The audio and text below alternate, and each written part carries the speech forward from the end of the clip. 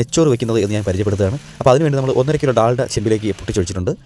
ഡാൽഡ ഒന്ന് ചൂടായി വരുമ്പോഴേക്കും നമ്മൾ അരിഞ്ഞു വെച്ചിട്ടുള്ള ക്യാരറ്റ്, ബീൻസ്, പച്ചക്കറികളെല്ലാം, മസാല ഉൾപ്പെടുന്ന പച്ചക്കറികളെല്ലാം നമ്മൾ ആ എണ്ണയിലേക്ക് ഇട്ട് കൊടുക്കുകയാണ്. ആവശ്യമായിട്ടുള്ള വെള്ളം നമ്മൾ അളന്ന് ചെമ്പിലേക്ക് ഒഴിക്കുകയാണ്. കഴുകി ഊറ്റി വെച്ചിട്ടുള്ള അരി നമുക്ക് ചെമ്പിലേക്ക് വെള്ളത്തിലേക്ക് ഇട്ട് കൊടുക്കാം.